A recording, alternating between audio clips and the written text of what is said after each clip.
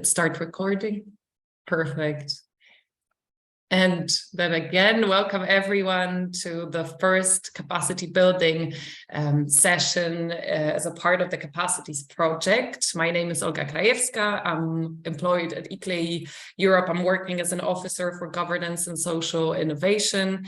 I'm engaged both in capacities and net zero cities. And today I'll be moderating this session. And so today we are going to do a deep dive into climate city contracts and especially how the national level can get involved and what are the opportunities for the national level to get involved in the CCC process.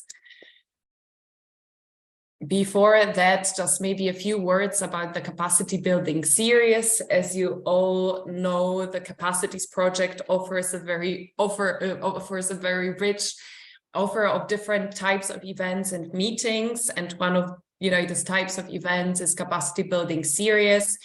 These are basically sessions that are focusing on different topics that we think might be really relevant for you to explore in order to be able to help facilitate and build national platforms in your countries. But basically, I would encourage you to treat it as a supermarket. The topics are out there. We are organizing a couple of sessions, and whatever is useful for you and for your partners from your national ecosystems, just feel free to invite them so they can also benefit from these sessions. So we are kicking off today this series with the topic of climate city contract. In June, we are planning to organize a session on national level support for GHG monitoring and reporting in cities. So more of a technical topic. However, here the involvement of the national level can be also very significant. Then in autumn, we wanted to organize a session on funding and financing, which is always, of course, a big topic, not only for cities, but across all levels.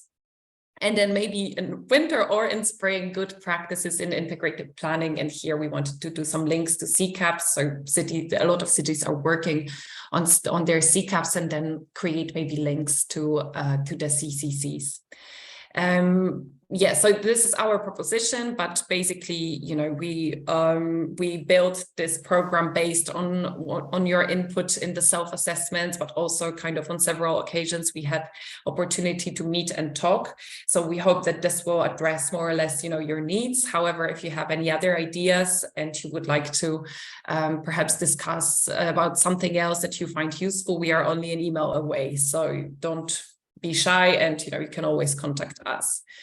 And then to this session, coming back to this session, we would like to present to you the climate city contracts as a process and document, and then highlight basically what are the opportunities for the national level to get involved in this process.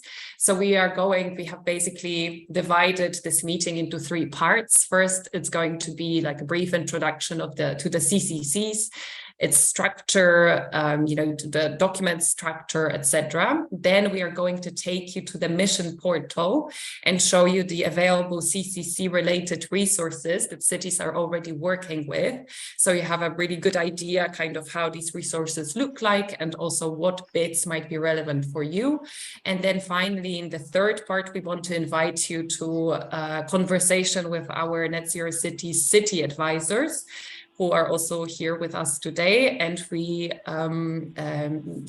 will be happy to respond to your questions. They will tell us a little bit more how the collaboration with cities looks like and how their work looks like in practice on the CCCs.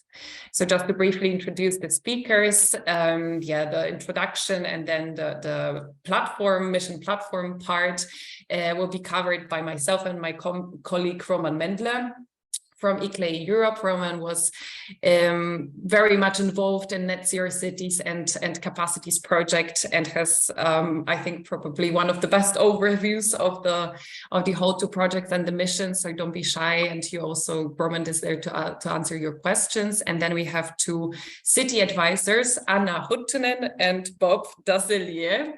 I'm laughing because I always have problems pronouncing Bob's surname. So we practiced a bit before the session. I hope that I didn't butcher it too much. Yes, our wonderful city advisors. Okay, so why actually we are speaking today about climate city contracts, why this is so important, why we chose it actually for the first topic for our capacity building program, capacity building series. Well, 3 points that are relevant. First of all, climate city contract is really a very central element in the EU cities mission, but also in the Net Zero Cities program. So basically, we are working in a big group, in a big consortium, and people are working on different bits and pieces in parallel. However, most of this work is really done to be then fed into the climate city contract process and kind of map out the opportunities, of working around this tool and this approach. So you can basically say that this is really at the heart, in a way, of the Net Zero Cities program and the mission. Then the second point is, of course, that the mission label will be granted based on the CCCs. So we don't have yet 100% clarity on what the mission label is. However, what we already do know is that it will be some sort of high-level certification or confirmation of excellence for cities, whose CCC will be evaluated, positively evaluated by the Commission. And of course, Commission will evaluate the whole effort and the whole process that goes around, is built up around the CCC. The mission label won't provide cities with direct funding. However, it's very important because it will unlock different opportunities for cities. It will create some more enabling conditions for them to profit from the funding as a part of the Horizon projects, but also different projects. The Commission is now doing the work, kind of trying to link up and figure out different options for cities. And of course, the hope is also that the mission label will attract private investors and private sector in general. And then, of course, mission cities are currently working on their CCCs. So the current setup is like this, that cities basically can submit their CCCs twice a year. They can do it in spring and in autumn. So now we are in this spring window and we are receiving the first CCCs. So this is basically what they're doing right now. They're kind of, one of the main tasks and so on. So we thought it would be valuable to bring you up to speed and explain, what this CCC is comprised of and kind of how do we understand this and how do we work with this. So just maybe to briefly explain, the CCC is a governance innovation tool. This is an instrument or approach that basically aims at accelerating climate transition. And it does so through a couple of points. It's, of course, through setting ambitious targets. In the case of the mission, the target is already given. It's 2030 climate neutrality. So it was already kind of set up by the Commission. But then also through making strong commitments to act and increasing accountability. So after all, this is a contract. It's not a legally binding contract. However, it will be publicly kind of available. And, if different stakeholders decide to become co-signatories and they put their signature on the contract, the hope is that it will be like an extra kind of motivation and maybe slight push for them to deliver their actions. And of course, all the political institutions who decide to sign the contract, there will be, again, it's not legally binding, but politically binding in a way. And of course, Climate City Contract is all about bringing diverse stakeholders together and creating and finding kind of new ways of working. And by the diverse stakeholders, we mean across different government levels. So this is really important for the capacities project and everybody that is kind of, linked to this ecosystem, because we are looking at the local, regional and national level, but also we are trying to bring in diverse stakeholders from across, public, private and third sector. And of course, we are trying to accelerate climate transition also through identifying key priorities and aligning efforts across different sectors here, meaning that, we can't work or can't afford to work in silos anymore. We really need to kind of start building links and building bridges between different sectors and start thinking more holistically in a more systemic approach. And as I said, Climate City Contract is a process. And this process is illustrated on a climate transition map that you can see now on the slide. This is like a visual representation of Net Zero Cities approach to 2030 transition. And when you look at it in the center, you have the purpose, which is just climate transition. And then you have around this a process. What is really important that this process is continuous. It never stops. You know, there's always something to do. And the point is basically to always, you know, kind of strive for encouraging and engaging more people into the, you know, common and united vision of achieving climate neutrality by 2030. And the process you can see here was divided into different phases. However, you know, it doesn't work like this, that you basically work on one phase and then you can close it and go to the next one. They are all really interlinked, interconnected, but, you know, for the purpose of the kind of emphasizing what really counts and what is important as a part of this process, it's depicted this way. And then, of course, you have plans on this thin green ribbon, and this indicates what parts, what bits of this process are really relevant for the CCC, at least for the first iteration. So when you look at this, it's of course about building strong mandate here. By this, we mean that, you know, within the municipality first, people have to start working between different departments, and they have to grab people from different kind of sectors and departments and start working together to create a common vision and understanding. But then also it's about bringing more people from outside of the municipality, outside of the administration. So, for example, from the private sector and academia and so on, to start building a transition team that basically will be leading this whole transition process in the city. Then understand the system. Of course, you know, you can't address something that you haven't measured. So if we want to get to net zero by 2030, we actually need to know how much emission we have from now to 2030, and we need to come up with ways to close this gap. So understanding the system, of course, cities are not operating in a vacuum, they're operating in concrete contexts, be it political frameworks, policy frameworks, being monitoring, reporting framework, financing framework. So this is all about kind of mapping out where we are at right now when we start with this mission.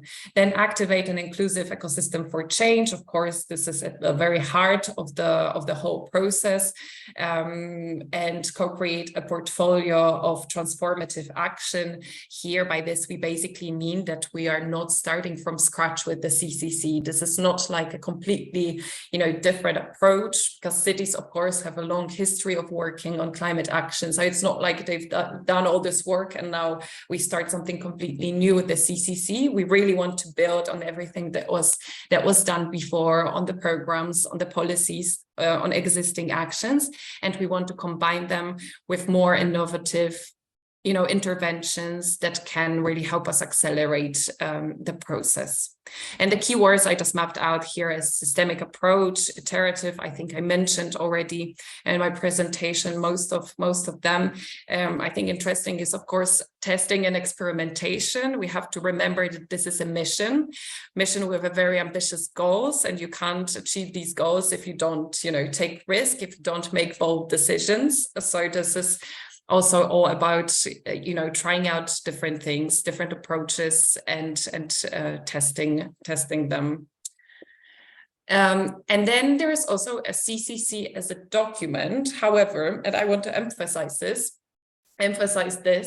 that basically when we speak about CCC, we really want to focus on the process. This document is already there to basically illustrate everything that has happened during the co-creation and commitment process to 2030. So all the phases that have been presented on the transition climate transition map, they would be then documented in the CCC document. And this document is comprised of 3 parts. It's 2030 climate neutrality commitments. And in an annex, we have individual stakeholder commitments. Then we have action plan, and linked to the action plan is investment plan. I already mentioned that, yes, it's politically binding, and also for now in the current setup, the iteration would take place every 2 years. So basically, once the cities submit for the first time, they of course keep working with the process, and we encourage them to revisit the document kind of 2 years later to really see, okay, what has changed, what worked, what didn't, what changes we want to implement, and so on. And we will show you the available resources because they are on the mission platform. So we will show you them in a second. However, just for your information, we created as a Net Zero Cities Consortium a CCC template. This is basically an editable document that can be filled out by cities, and the template goes together with the guidance, because guidance is pretty much like a set of instructions on how to fill out the template. And then additionally, we have CCC checklist, which essentially is a set of criteria against which we check whether the CCC is complete or not. So you will get to see all these resources in a moment, in more detail. Just maybe 2 things that are important here to flag is that we created all these documents to make it easier for cities to work on their CCCs. However, they're in no way obliged to use this format. As long as cities include all the relevant aspects that have been pointed out in the checklist and they meet all the criteria, they are not really bound to using these documents. They can do it their own way. And the Commission said that they are template neutral. So, in whatever format they receive the information, it's okay. And then the resources, of course, so the template guidances and checklists, we, created them a while back to the best of our knowledge, but now cities started working with these resources.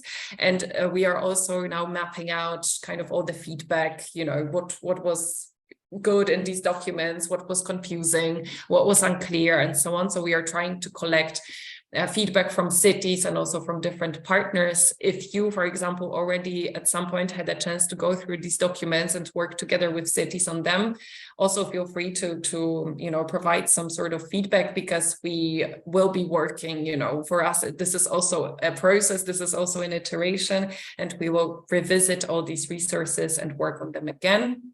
And just very briefly, because I don't want to go in too much in depth, but to show you the structure of the whole CCC document. In the commitments part, we have part A, which is a core contract, and here it's basically like in a typical contract. You have some sort of introduction where you can explain, the maybe situation of your city and its context. Then you have the goal, which in this case is 2030 climate neutrality. You would then put key priorities. This would be like literally 3 to 5 really relevant points. They're cross-cutting and they need to be tackled. They need to be addressed in order to close the emission gap by 2030. You can write about values that you really want to, kind of keep in mind in the process. And then you have a list of signatories and their signatures. What is interesting is, I think, part B, which is individual agreements between municipality and other stakeholders.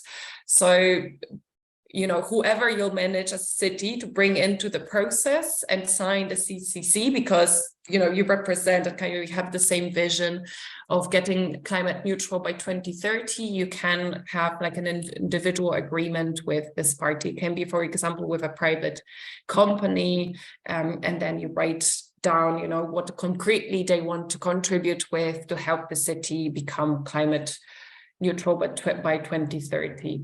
An important maybe comment, so the requirement is that the CCC is signed by the mayor and accepted by the city council.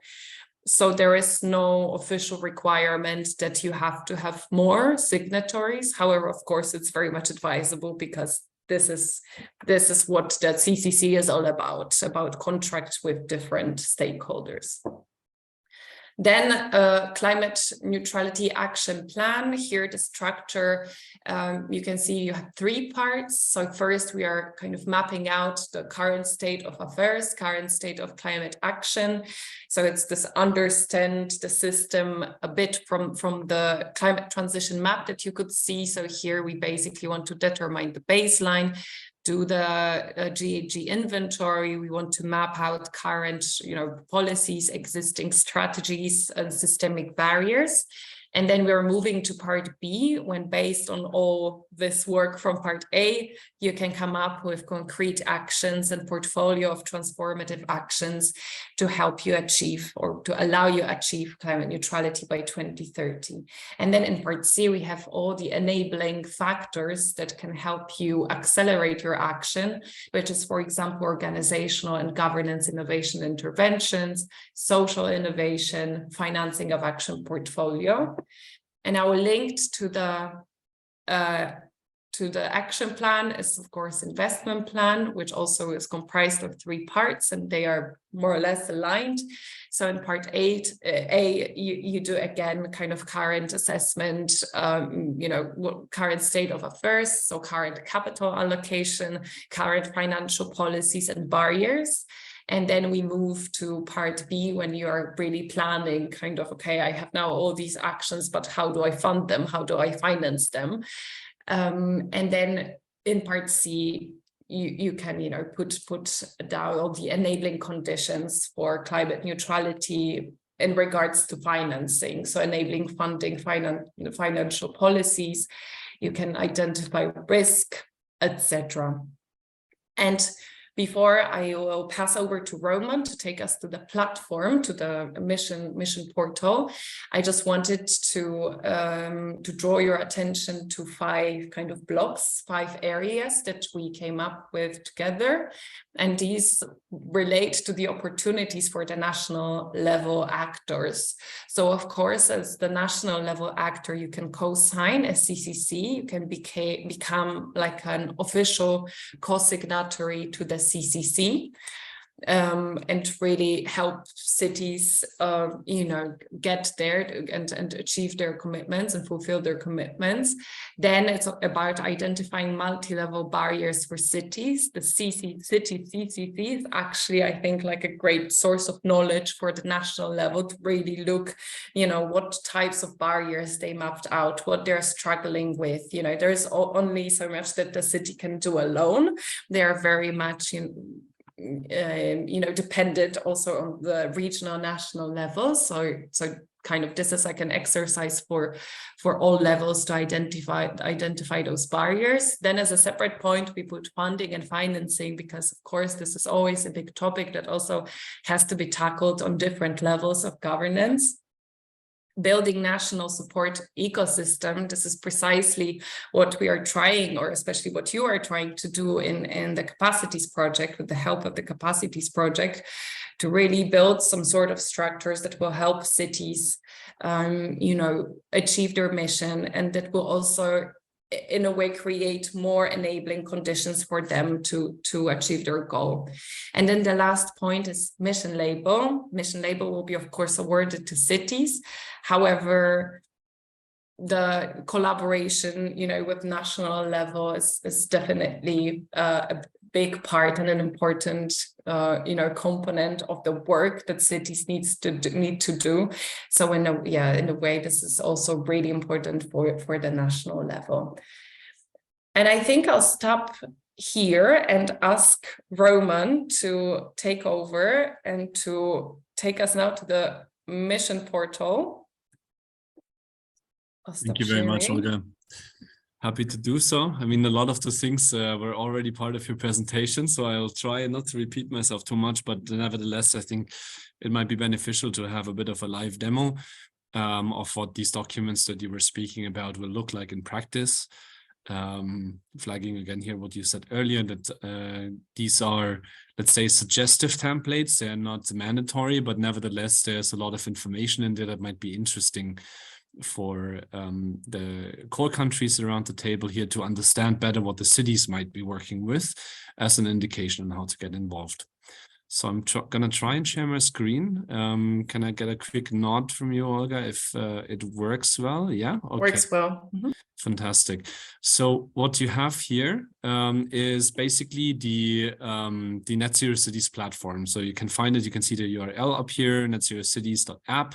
That takes you to a platform. You'll have to create a bit of a login, which I'm not going to demonstrate. This is a bit self-explanatory. Then you have a bit of a profile here.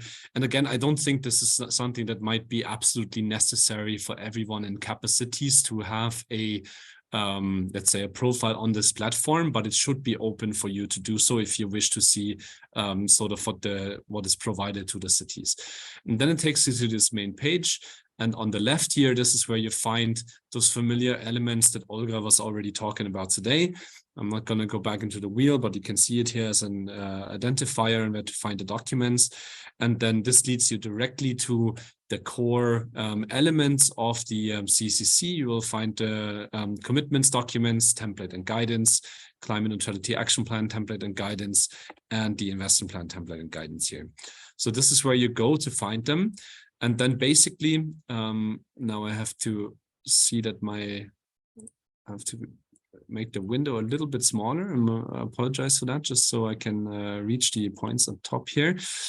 Once you click on the first one that we can have a look at now, so the template for the climate neutrality commitments, it'll get you to a page that looks something like this. You'll have the template here. You can download it on the right if you want to share it with documents. There's a Word version available as well for actual working with it. And then here you can see the actual structure of the document. So here we have the Climate City Contract Commitments document, the first one of those 3 parts that were mentioned earlier. And let's see what it has in store for us here. So there's a table of contents. And if you go further down, I'm gonna just run through all of the elements, but I may skip through a couple. So bear with me if I scroll faster through some of the elements in the interest of time. And then you get to the first text part. So you can see this is a fairly simple outline, basically, that should be more of a descriptive text that highlights the commitment of each of the given cities. It's not a front page, but it's like the front-facing document, I should say. For the city that really in a high level way describes the strategic elements of what the CCC is about. It includes a commitment, of course, to the main target of the mission itself, the climate neutrality by 2030.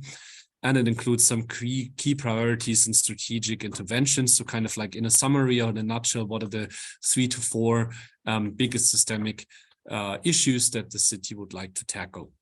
And this is, I would say, the first point where from a national government or national agency perspective, it might be interesting to engage with the cities to some extent to make sure that these also fall in line with what is happening at the national level in your respective countries, or to provide them maybe with ideas and support on what could be in there and what could they count on in terms of support from the wider national ecosystem.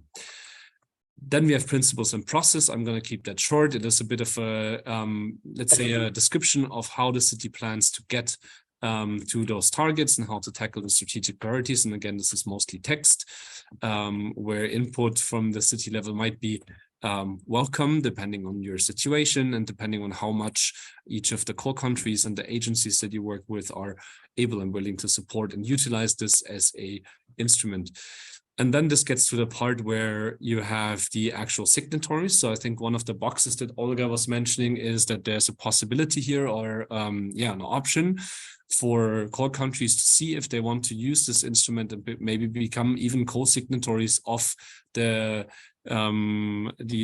document itself. This is potentially something that will really increase and improve the validity, the viability, and also the acknowledgement that cities will receive for their CCC if they can demonstrate that they're not basically doing it alone, but they have a wider multi-level governance ecosystem of stakeholders supporting them with these kind of things. Obviously, this is up to you as core countries to see if this is a viable or valuable instrument for you to use, but it is one option that we wanted to highlight. You have the formal parts with the signatures here. I'm not going to go into details. This is very self-explanatory, but I would like to mention the appendix. So after the main document, there's the possibility for the cities to list individual commitments, be it stakeholder by stakeholder or maybe sector by sector. This is really up to them to kind of cluster it in different ways, but to list individual commitments of different actors that say, yes, we want to support the city and what we contribute to the achievement of 2030 climate neutrality is X, Y, and Z. And this is something that, of course, could also be helpful as we progress with CapaCITIES to potentially look into, can the actor ecosystems that are being created as part of the national hubs and so on actually make concrete contributions that might even find their way into such a commitment document, be it in all of the cities that you work with or maybe even in a customized way. This is really up to you, obviously, to consider this as an opportunity. Okay, so this took us basically through the first part of the CCC, the political document piece. There might not have been too many surprises there. It's a fairly straightforward commitment document. And now we're going to have a look at the action plan template. Again, if you on the main page click on the respective link, it will take you to a page that looks something like this. You can see from the color coding here, this is a slightly different document, but belongs to the same family of the 3 CCC documents. It's the climate neutrality action plan that we have here. And let's have a look into the structure. This is something that Olga also already presented. It's important to kind of keep in mind that there's a bit of this like 3-part structure. You'll find the same thing also later on in the investment plan when we have a look at it. But just to repeat, the main points are, there's the current state elements. So where are we? What is the current status? And what are we missing to get to the target of 2030 climate neutrality? Then part B, I'm not going to say this is the most important part. They're all equally important, but it is a bit of a core of the action plan in the sense that this is where you will find, especially here in module B2, the climate neutrality portfolio. So kind of the individual actions or projects or interventions, you could say, that are planned in each of the cities. And as we are in an iterative process, maybe in the first 2 years, it could be that some of the cities are rather rudimentary in terms of the list of actions that they have in there, but it should be more concrete as we progress in time with the iteration of the CCC. And then lastly, there's the enabling factors, and we'll go into these in a bit more detail. So there's a bit of a content element here of like summary, list of figures, list of tables, acronyms, like you have it so that it's a bit easier to then kind of fill out tables and use the template. I'm going to skip over that. And here with the introduction, we start with the actual core part of the text and of the elements that cities are providing under their action plan. There's a general description that we have here as an introduction. There's a work process that should link to the climate transition map. Remember the wheel that you saw in Olga's presentation and also on the platform to kind of link to what is the city doing in the background that leads to this, this document here with the action plan as a result. And then we dive into the actual core parts. And it starts with the greenhouse gas emissions baseline inventory. So here, the cities are able to use these this template, of course, in whatever form they please. Again, this is not a prescriptive template in any sense, but what we do here is to provide a couple of suggestive tables that should guide cities in terms of what kind of data and what kind of information would they need to look into, also in terms of the emission requirements, because when they applied to become a mission city, when there was the expression of interest, there was certain information available on what this means, that they need to really try and get to as complete as much coverage of different sectors, different scopes in terms of greenhouse gas emissions and sources as well. And that's what you'll find here in those tables. So the first one is actually looking into energy use by source sectors. There's a couple of suggestive sectors in here. Of course, it's possible to use different ones. These are used from a common reporting framework standard. And here we're looking for megawatt hours per year in the perspective of each of the 3 scopes. emissions that happen within the city boundary, energy emissions that may be coming from outside of the city boundary, and then even scope 3 life cycle emissions, and then the total. One of the first points of what this means for countries, and I would have to repeat this for most of those tables, but I'm going to say it here already, is that many cities will have a potentially only partially set of these data available. This is widely different. There are cities that are quite advanced in terms of measuring their greenhouse gas emissions and their energy data. Others are basically starting with this exercise. Many of them are somewhat in between. So for example, there might be some cities that have the data available for certain sectors, but not all of them, for certain scopes, but not all of them, and so on. And we know that depending on the country and the specific circumstances, there is various different conditions that cities are facing in terms of generating those data. In some cases, in many cases, actually, they use national data that are maybe available for your whole country, and then extrapolate what this means for a city, for example, per population, or depending on the sector with a certain estimate.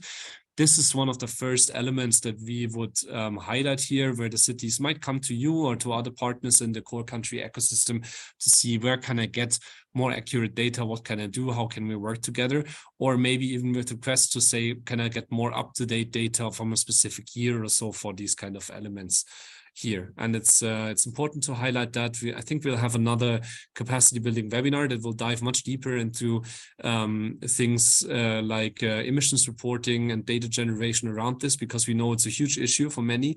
And of course, we don't want the entire mission to just focus on data generation and not be able to actually dive into action on the ground. So I think there will be more support on this forthcoming. Going into the second element here, we have we covered the energy already. Then here is the emission factor supplied. This is more of a technical term. I'm not I have to say, in my defense, I'm not a climate reporting expert myself. But depending on the method that or standard that is being used, there might be certain factors that need to be listed here in order for the readers of this document to consider how to interpret and how to recalculate the data, so they also become comparable, depending on what platform they're using for reporting and so on. But I'm not going to go into too much detail here. This is for another webinar. We'll have the activity source by sector. So this is remember the first one was on energy, and here now we're looking into the types of activities. Basically, for example, when you say buildings, this could be the energy efficiency from buildings, or it could be energy generation, transport, it could be different modes of transport, and so on, that might be responsible for different scopes of emissions. Then you have the GHG emission source by source sectors. So this is where actually we're looking for the CO2 equivalent per year, independent of which greenhouse gas we're looking at. This would then be recalculated in the form of virtual or actual CO2, and then be listed here again in the same way. There's possibilities for graphics and charts and so on for the cities. And then later on we should get, here it is. No, sorry, I got a bit lost now. Get to a point where we have the actual gap. Yeah, actually here it is. Apologies, a little hiccup in the scrolling. This is what you get when you do a live demo. You have live mistakes as well. This is the next part, basically, where we're looking into current policies and strategies. And so here, this is again an important point potentially where cities either might reach out for you, or where as a core country and actor network, you might be interested in working with the cities proactively to identify actually what are the policies, the strategies, the regulations that exist that across the multi-level governance system that you're in your specific cases, that might either support or hinder the cities in moving forward with their targets. So here, this is more of a descriptive thing. It's not a data generation element, but rather a question of understanding what helps and what doesn't in a nutshell. And if you're not engaging with them, if you're not, like in a position to say, like, we're going to be involved in their action planning and so on, it might still be relevant for you as a source. Like Olga was saying, remember this second square that she had on her last slide. It might be still very interesting to look at this as a source of information, because cities might be able to tell you here what they think they're facing in terms of barriers, or what they find helpful. And it could be a really good resource also for policy making or regulatory change if needed. And then, and this is what I was looking for earlier, we get back into a quick data exercise after these barriers are identified, of what we call the emissions gap. Now, this is something I would like to highlight, because the emissions gap essentially it also speaks to the heart of the logic of what the mission and especially the CCC is about. So basically what we're doing here is we'll take the data that was portrayed above in terms of the baseline emissions. Remember, this is one of the tables. And then there is a possibility within the mission, because obviously we need to be realistic to some extent. We cannot stop 100% of all the emissions potentially in all sectors. There might be things that are simply not feasible even by 2030 to reduce them. And within the mission requirements, there's this roughly 20% that are being highlighted as a possibility for residual emissions that then, instead of being reduced, could be included here in terms of offsetting. Yeah. So these two together, the baseline emissions and then there's the offsetting emissions, should get you to an emissions reduction target. And it's a very similar a very simple exercise. It's the baseline emissions minus the residual emissions should get you to what you still need to reduce as a city. And this is where it becomes really interesting again for what we have then after the emissions reduction target. There should be emissions that are already being planned to reduce, because we know that many of the cities, or actually most of the cities in the mission, are not starting from scratch. They may have existing action plans, they may have CCAPs, they may have similar instruments that already include potentially a wide range of targets for various different sectors. So as Olga said, the mission doesn't try to redo those targets in any way, but to list them here. And then at the very end of all of this, baseline, offsetting, and then the already planned reductions, there's what we're left with is the emissions gap. So basically those emissions that cities will still have to find solutions for by the end of 2030.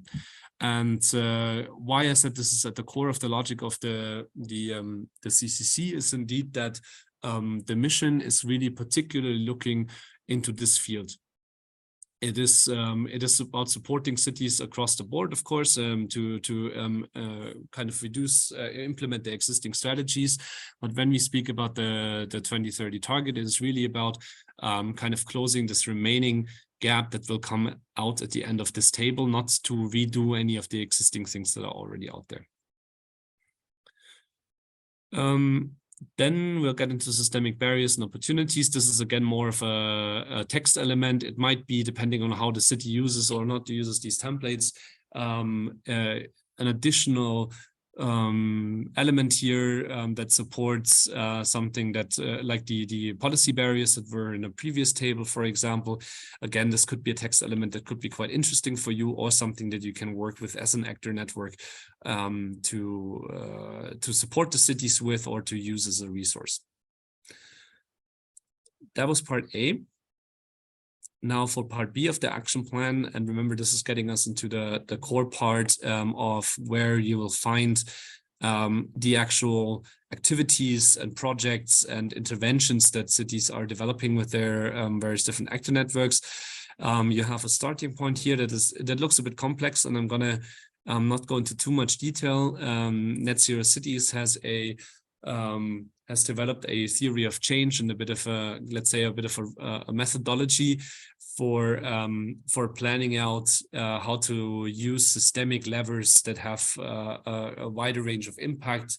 And this is kind of like a bit of a map, let's say, of these different activities that cities may need to do in terms of policy, in terms of specific interventions, in terms of regulation, in terms of maybe citizen inclusion and so on, that are required to have a bit of a roadmap for the next coming years on what the most important things are that they need to achieve.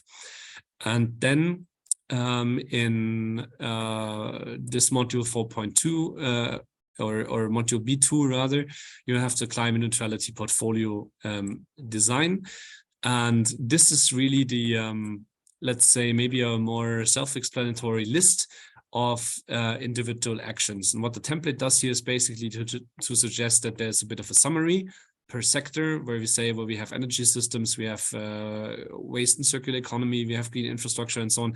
Then here's a list of different projects that are provided in more detail further down, and then a description sector by sector of what the main parts are that the city wants to achieve. So kind of like a executive summary of what is to follow, if you will, before cities would go into, if they use the template, the individual action outlines. And here the idea is really that you have a standard template where you have, this is the name of the project, this is the type, the description, the field of action, systemic levers, and so a couple of these kind of things, and including the total cost and cost by CO2 unit, for example, to start already with a bit of financial planning around this, which will be useful for the investment plan later on, and also the estimated emission reduction target. So basically, like what are we doing as a city in a specific field, and what do we think this will help us towards our goal in terms of emission reductions, and how much does it cost? And then they would basically copy and paste this table for as many of the actions as they are developing and filling them out if they use this template. So this is really, from the perspective of Core Country, I would imagine, one of the places where it might be very interesting to get very concrete information on what is it that each of the mission cities are doing. It might be a possibility also for some national actors to get directly involved with cities and say like, hey, we can maybe together work on this project or develop some of those things together as a multi-level action. It might be relevant for regional governments, for example, to say, well, a city, for example, in the transport sector may have certain responsibilities, but they might not be responsible for all of the road infrastructure or something like that. So like all of these kind of activities that require multi-level coordination might be interesting to work with the cities to make sure that these actions they develop are sound and effective. Then we have monitoring and evaluation. There is, to my information level, and maybe the colleagues here can correct me if I'm saying something wrong. There's a suggestive indicator set underway in order to kind of monitor and keep a finger on the pulse of the performance of the city against these different actions. I'm not going to go into too much detail. To my information, the indicator set is not there yet. It is being developed or under development rather. But it might also be that from a national perspective, you have your own policy indicators, your own references that you would like to see in something like this. And again, it could be interesting to see if cities are working with this particular piece, to see if they are using national indicators, if the data here is interesting, if the co-benefits also from these actions beyond just reducing climate emissions are valuable for various different points, because many of the projects we imagine would not only have a climate impact, but also be positive as a development in many other areas. And this is the kind of place where we look into what these indicators are that the city chooses to use. You have a bit of an indicator metadata sheet to describe those. It looks really more complicated than it is if you read those individual questions. It should be fairly logical. And for national governments, it might be interesting to have a look at this data, but also to make sure that, whatever cities work with doesn't only align with ideas from the mission, but really also with national policy and the things that might be relevant for each core country. And then, and I promise we are getting to the end. I know this is quite a lot to go through, but this is the reason why we record this webinar, so you can also go back and dissect what I'm running through here in a bit more detail when you find it interesting. This is the part C, so the enabling factors, kind of like the surrounding soft factors or even hard factors to some extent that are important for cities to really make this change and these actions happen on the ground. You have an organizational governance innovation intervention. So this is this might be relevant very much also for the multi-level governance piece that is the focus of capacities. In terms of understanding not only how does the city position itself and their local actors around, for example, the climate transition map that Olga was introducing earlier, but even more so across the multi-level governance system to make sure that these speak to one another and they're aligned. It's a way of kind of mapping those actors and understanding how they connect to the individual actions and commitments. Then we have social and other innovation interventions. So this is kind of like, are there, for example, elements of working with the wider public or with other policy areas that don't necessarily have climate as a core of their logic, but are nevertheless relevant and impactful for the work that cities are trying to do here. Very often you'll find that there's synergies and intersections and sometimes even trade-offs, I think, in between those different elements. This is one of the ways where we can look into the wider picture. I think the mission is not looking for let's say the same amount of detail as when it comes to climate policy, but nevertheless, if there's something an important interaction, for example, that should be listed here.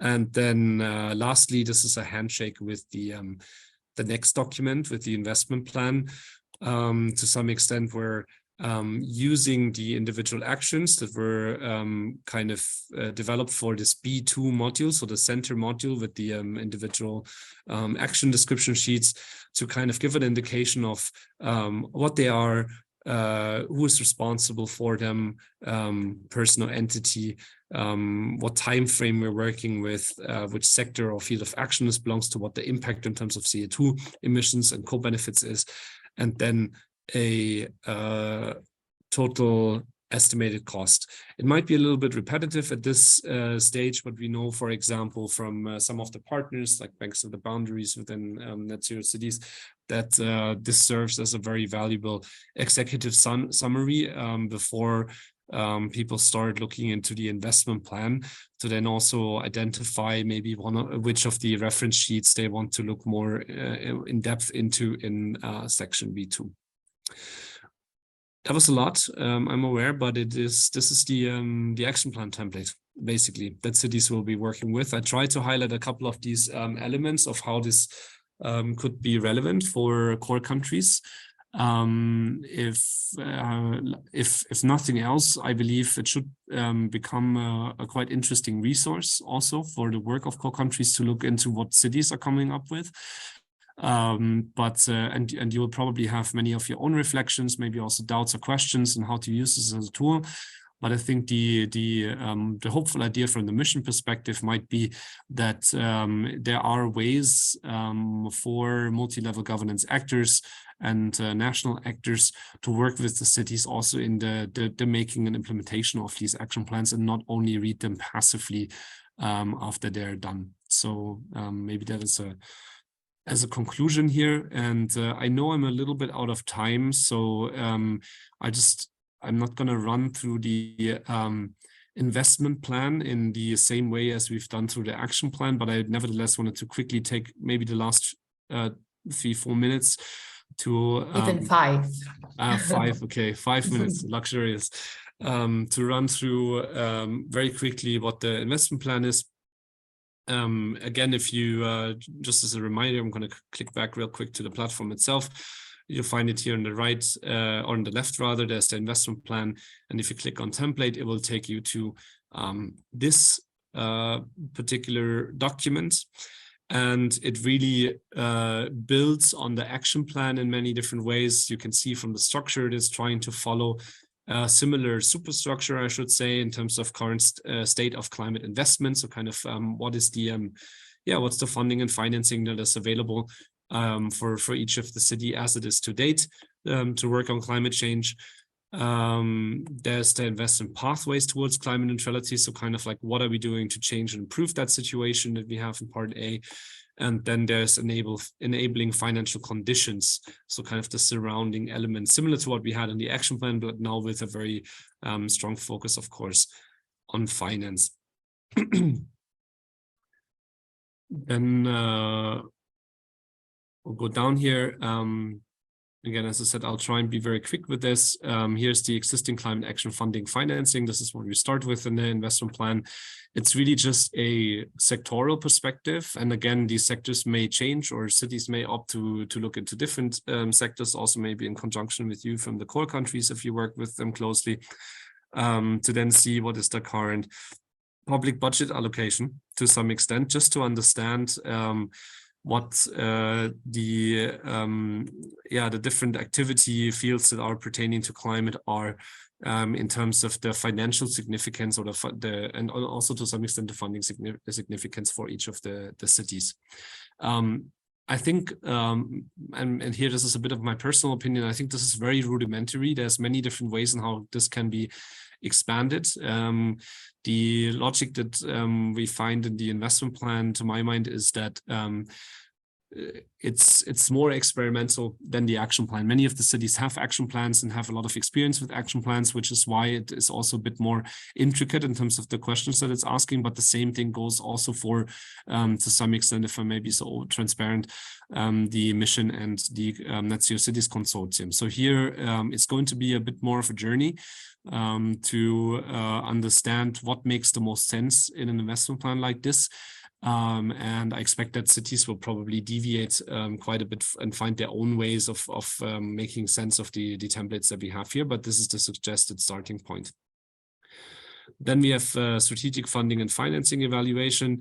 There's a bit of a qualitative text description. This is kind of like how the financial logic of how the city perceives itself in terms of making the financial means available for climate action, but also then what the gaps are. So it's starting with the income category and the city income, and an indication of how big of a part this is for the city budget. And then there is various different ways on how to describe that in more detail. There's a source of capital, quantum capital accessible to the city. There might be public and private sources that cities can list. For some of them, I'm expecting that they will focus more on their own public funding, so what the city really has in terms of on their own budget sheets or in terms of public financial data. But in some other cases, we know that some cities are a bit more advanced and also including or having an idea, for example, of economic data from their local private sectors. This will depend widely on what data is available and what kind of existing relationships exist here. And then there's a description element. Part A3 looks into barriers to climate investment. I expect that this will be one of the more interesting pieces, particularly from a multi-level governance perspective, where the question is, what is not working? We know that these general data that are available, that in many cities there's not enough climate financing available. No surprise there. There's large amounts of investment that needs to flow, which is not always under the control of the city, but potentially more in terms of private investments, be it from all the way from large industrial players all the way down to individual homeowners or whoever needs to potentially be involved in terms of investing into climate positive activities and actions.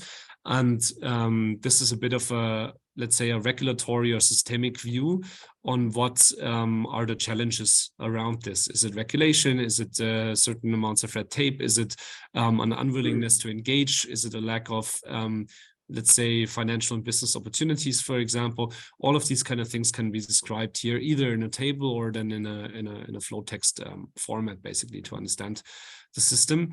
And then I know I need to come to a close. Here is the part that speaks, this is not a B part, which speaks to the pendant on the action planning side in terms of individual actions on what are the cost scenarios for climate neutrality in terms of different sectors, what needs to change, what this may cost in terms of investments upfront, operational costs, CapEx, OpEx basically, and then again here to show what this means in terms of a conversion of euros into actual climate impact or co-benefits, things like job creation is mentioned here, for example. I'm just going to quickly scroll through the other elements so that you've seen them. There's capital planning for climate neutrality. This is kind of the idea for, you know, how can we work with the means that are available to us or that we're trying to make available in a different way in terms of sector allocation to finance the closing of the gap as a city. And then here's an additional element of indicators for the investment. And part C is then the financial conditions for climate neutrality. So climate policies for capital formation and deployment, identification and mitigation of risks, which is important for the private finance sector to see basically what are the risks associated with this. Is this a good investment? Is it something that maybe needs to end up more on the funding side rather than the financing side, basically. And then last but not least, the capacity building and stakeholder engagement for capital and investment planning. We are aware that even in our ecosystem of agencies that are working on net zero cities and other programs, for example, financing is not always the most natural element of this kind of work. We're expecting that cities are facing the same in terms of questions, and that there's a lot of need to do background work to capacitate cities basically to work different with the way that they are spending and attracting capital for climate action on the ground. So this is kind of like where we collect these kind of forward-looking supporting factors as well in the finance plan. And that's it. I know this was a lot. I hope this was informative as a run through to really get an understanding of what it means to get your hands dirty as a city with the Climate City contract.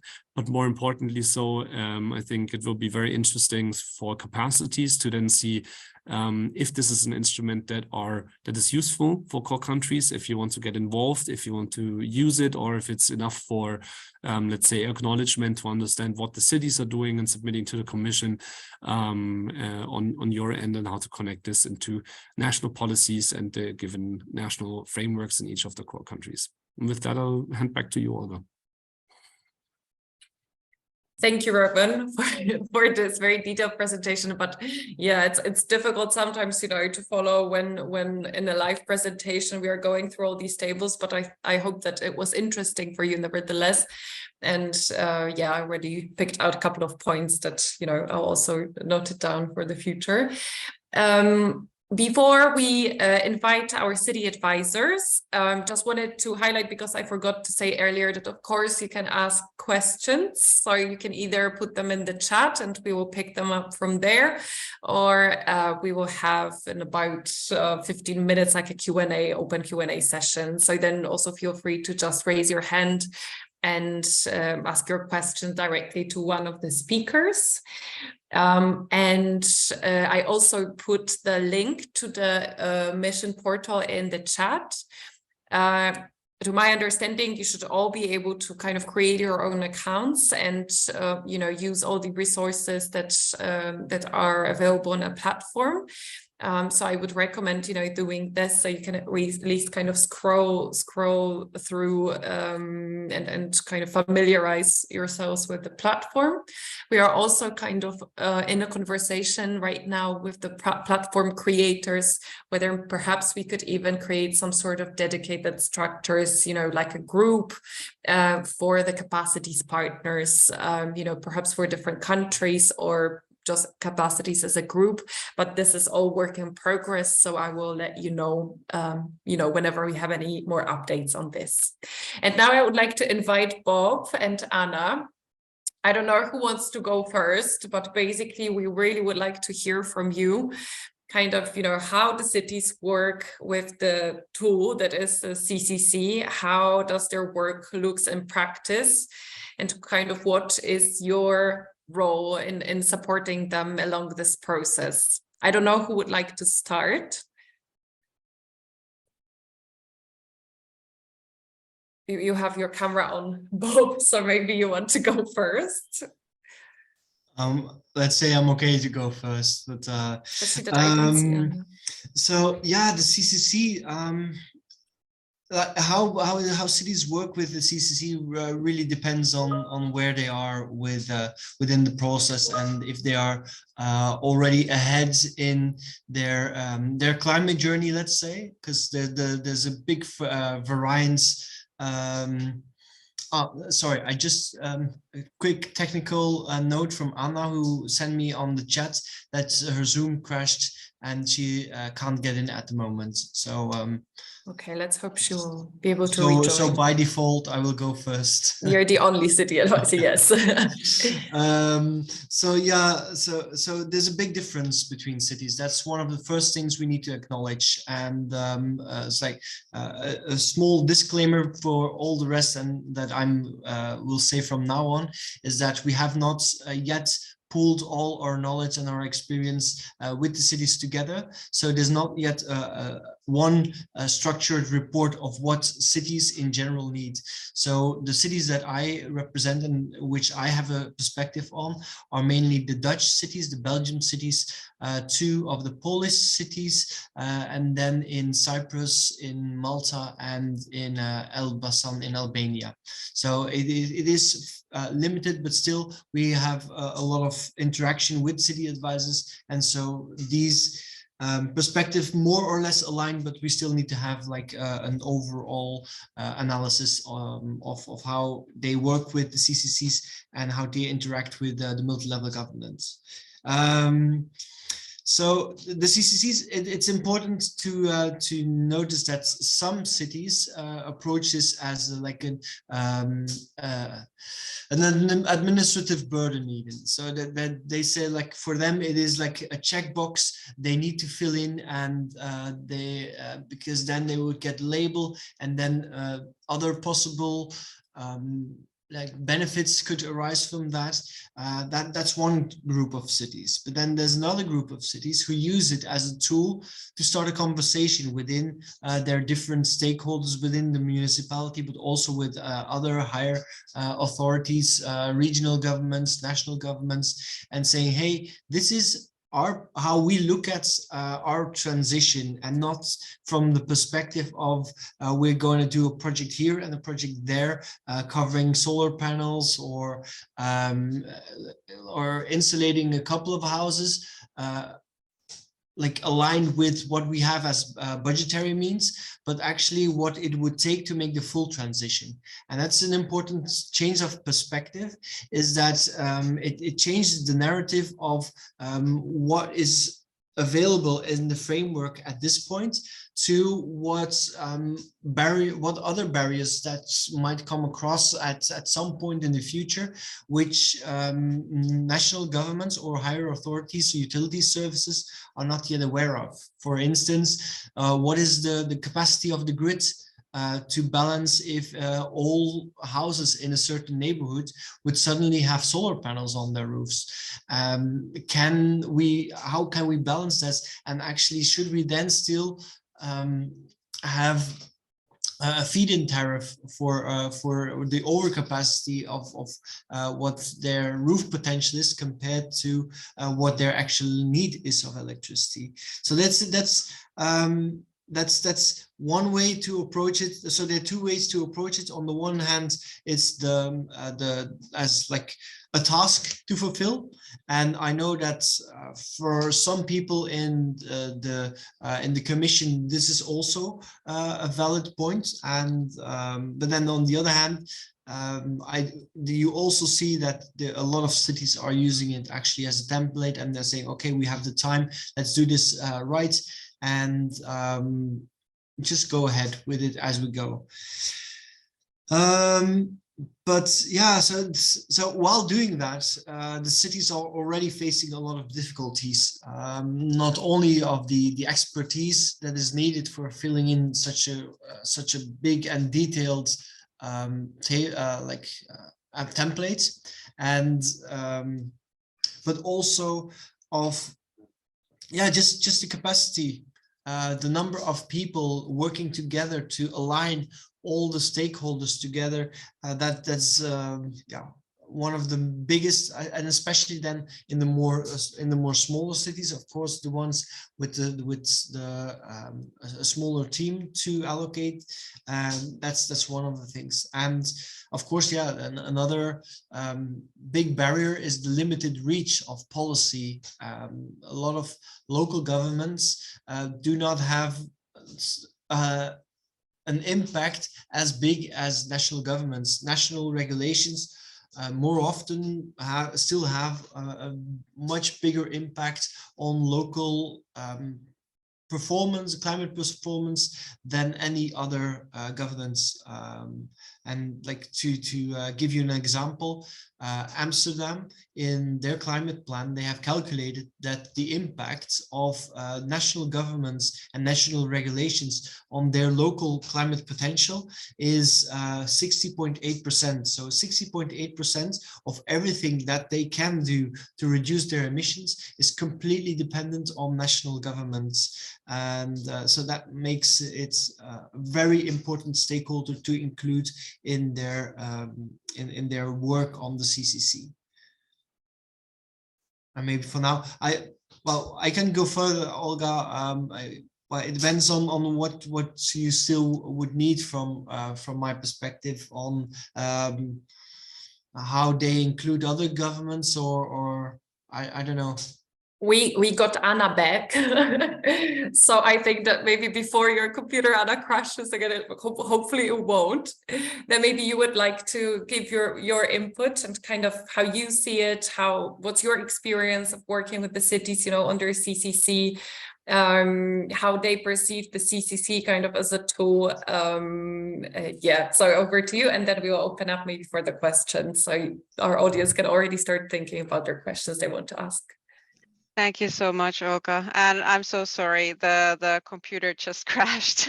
That was one of those moments in a totally wrong time and place. But yeah, nice to see many of you actually again. I'm the other city advisor today here, and I was also present in the other CapaCITIES webinar, was it 1 week ago, maybe? I have 12 cities that I'm the lead advisor for. So I have the Finnish cities, 6 of them. Then I have the Norwegian cities. Then I have Slovakia, where we have the 2 cities, and then Klagenfurt in Austria. So many CapaCITIES countries as well on my plate, so to speak.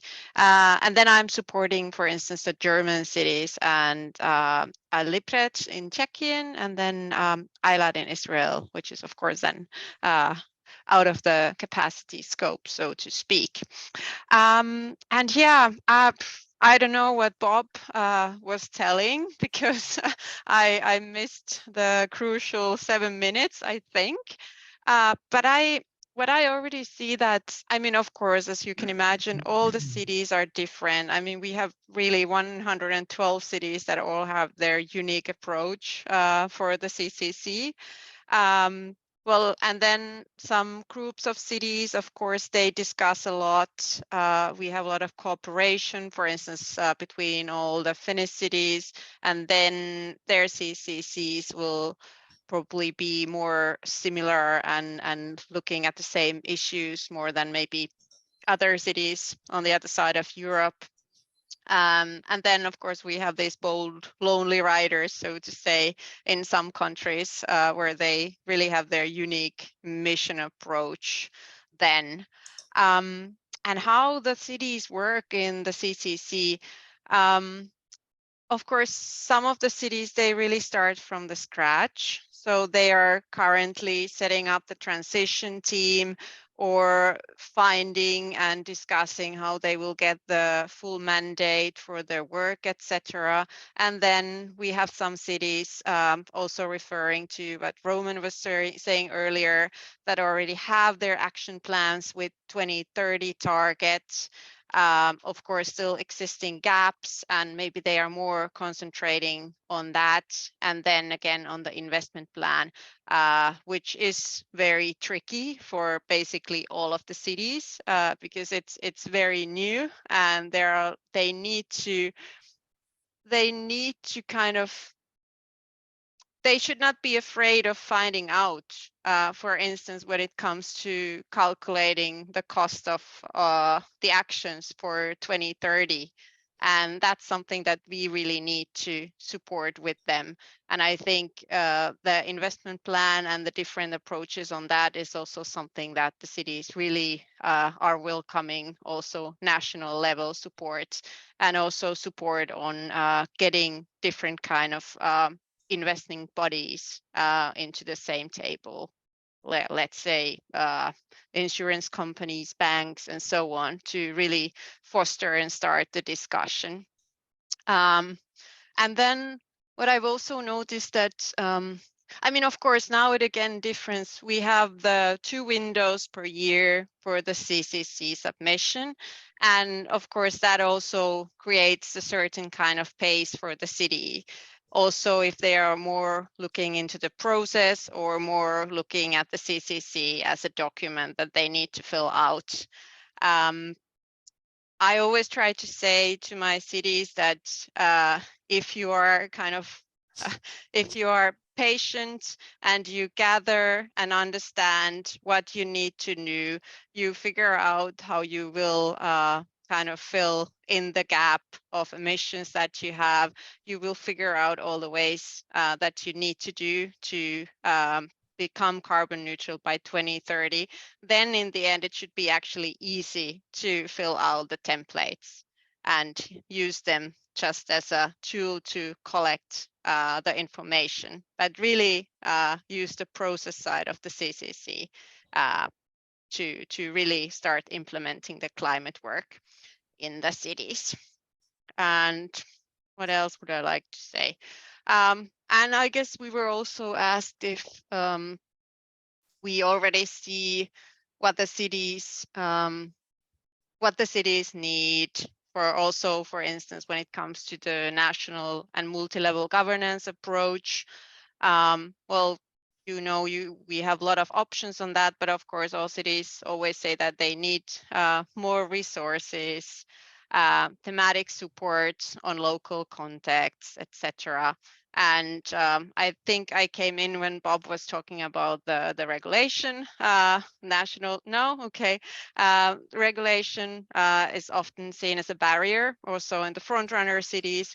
And I guess that's a very important part where the national governments and the cities could work together to find mitigation methods to overcome the regulation barriers to implement some actions.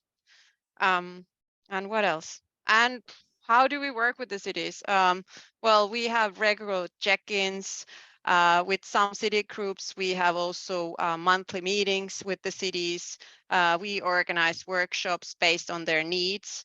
And maybe you have already heard that we have the super needs assessment process that we are running as city advisors with the cities. And that consists of different modules of workshops that we then run with the cities and the transition teams of the cities based on their needs that we identify. And there is also more support to come through the Net Zero Cities, where we can bring in more and more expertise from the consortium to really help the cities to find ways to enhance the processes in the city. Maybe that's enough from my side now. Thank you. Thank you, Anna. Thank you very much. Then I would like to encourage our audience to ask questions. I saw that there are 2 questions in the chat, but they relate kind of to the technical bits of the CCC. And I first would like to maybe use our, the fact that our city advisors are here with us, and maybe, maybe we can use their wisdom and experience to answer some of your questions. I see, for example, we have question in the chat. In view of the CCCs already completed, which parts was the most difficult for the community to complete? Have they succeeded in formalizing the barriers?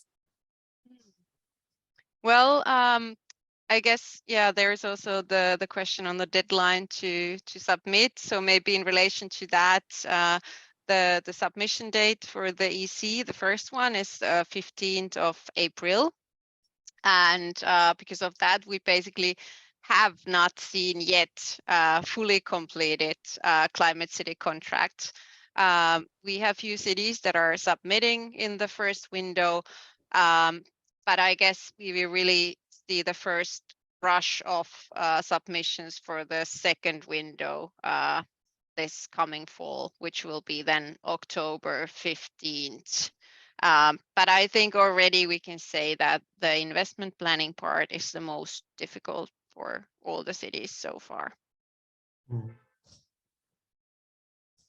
Bob, would you like to speak to it as well from your perspective? Yeah, well, I completely agree with Anna in the sense that most of the times the knowledge to have this financial planning and to have this investment plan worked out in such detail, it's one of the most difficult barriers to take for cities, especially because in order to do so, you need a lot of data. And that's one of the key elements that a lot of local governments do not have the capacity to monitor and to gather data on. So even if the national government is only willing to engage in sharing the information of data management, that alone might be a good way to support local missions. But like I see the support or the possible support of cities and the Net Zero City mission in various steps. On the first step, the most easy part actually is the rhetorical support.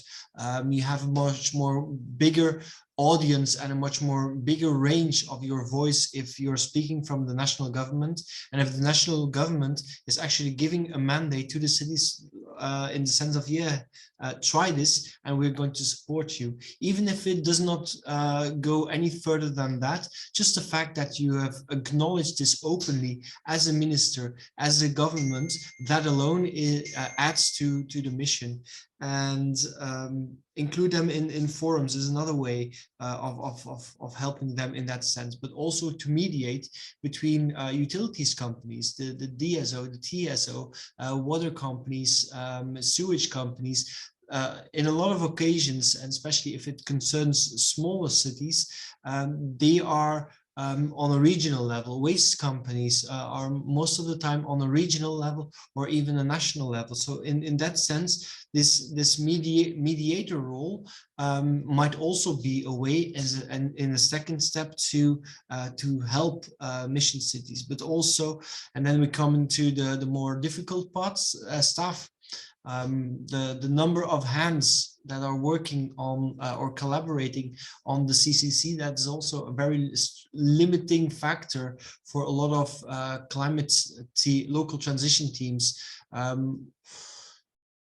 To say that one of the better pupils, I would say, in the group of 11 cities I would have, they have allocated 10 full-time equivalents on the mission, and they're still having the feeling that they're coming short of all what would be needed to do to comply with all the very ambitious and almost even arrogant goals of this mission. So 10 full-time equivalents for a city of 100,000 inhabitants should not be an exception. And so also in that part, it might, the national government could chip in and allocate some of their staff to support local authorities. Then, of course, funding, always a big issue. And then the most severe way or most intense way of supporting, I think that's in the sense of regulatory sandboxes, and that's where we come to the government and policy part. In to what extent, and also there you have different levels of engagement. To what extent could a national government be willing to consider have more openness for mission cities to experiment with policy, and that can go from materials. So, for instance, in Amsterdam, I know that they have applied and succeeded in recognizing a new form of concrete, which actually added residue from a waste incinerator in this concrete. So, in the sense of experimenting with new building materials, it can go for a debt limit for instance, in the Belgium cities. There's a big demand from from Antwerp and from Leuven to raise the debt limit for cities so that they can invest more upfront for their energy transition. And so there are tons of ways of how a national government can actually intervene and support the cities, and how and to what level, most of the times just depends on the national government. But there are tons of ways in which national government can support local authorities with their CCCs. Thanks, Bob.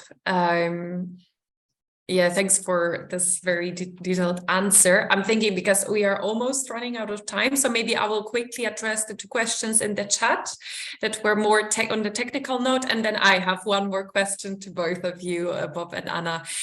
So Joanna asked in the chat, first of all, is there a deadline to submit the CCC? So I think Anna already gave a response to this. So yes, there are 2 windows of submission, as we said. First one is in spring, and the official deadline is like 15th of April for spring, and then 15th of October for fall.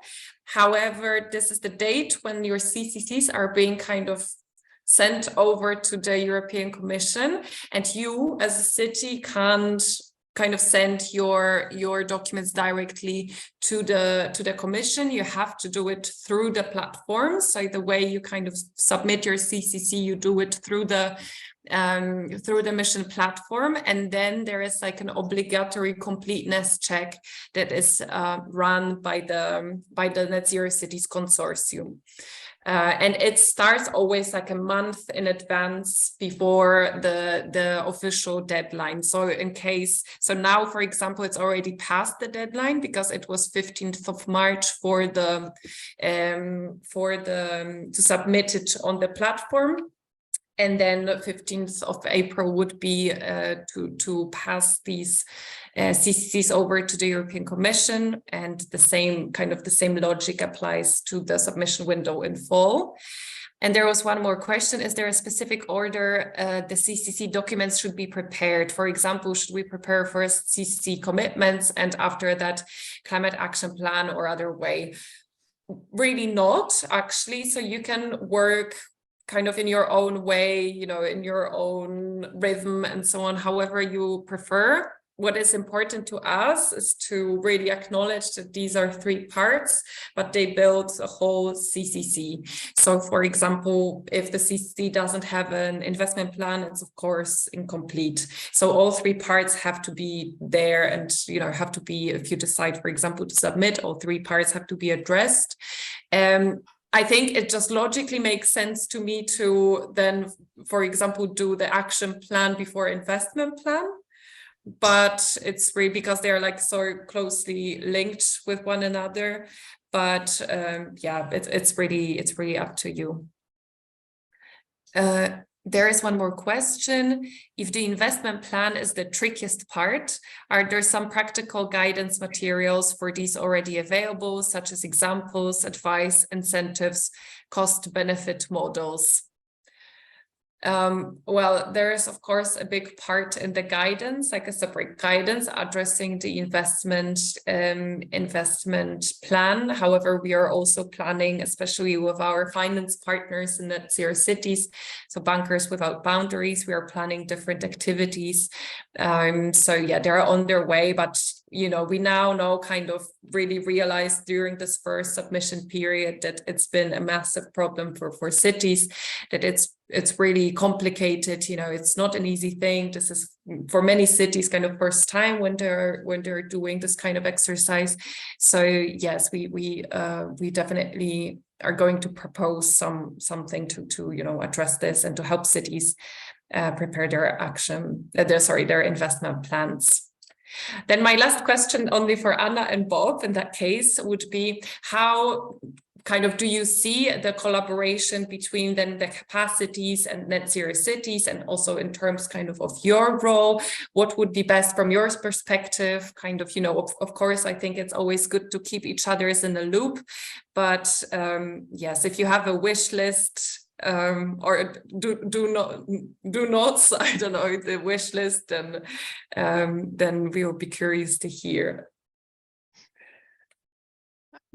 I would not lay out any kind of wish list. I think it just goes about the communication, keeping each other in the loop, exchanging information, having discussions, well, being present in same meetings, for instance, any kind of network meetings where the cities and the national level come together and so on. So I think that's the most important way of collaboration. Yeah, thanks, Anna. You have now a harder task, Bob, because you can't repeat the same. Yeah, but on the other hand, as a wish list, Anna is very modest. But of course, everything starts with that, and that alignment and that agreement that you're supporting the same goal. But then on the other hand, let me go to the other extreme. Is like the most deepest form of recognition and support you can do. And this one city and one country, I mean, that is or is thinking of incorporating the mission in their national climate plan, and because of that, it can share personnel, it can share data, it can share direct funding even to certain projects, and actually also create the regulatory sandboxes, what may be most important, because they have like allocated a small line in their national climate plan. They have a different line of calculating and monitoring the data, and that alone, apart from all the other sub actions underneath their national climate plan, that alone makes all the difference. So this like start with the deep collaboration between national government and local government, but if you can, just the recognition of a mission city within the national climate plan can make all the difference. All right, thank you very much. With this, we've reached our time limit. So I just want to thank you to all the speakers for their super interesting and pragmatic presentations. And yeah, thank you to all of you who joined us today for just 1.5 hours of the deep dive into CCCs. And yeah, we'll see you hopefully on other events or upcoming events for capacities. And just a reminder, the next capacity building sessions, so kind of the second one of this series, will take place in June. And we will be talking about more technical stuff, let's say, so really diving deeper into monitoring and GEG inventories, how cities are doing this, what type of help they need from the national level. So stay tuned for more information about this. And once again, thank you for dedicating your time to this session. All the best. Have a nice evening.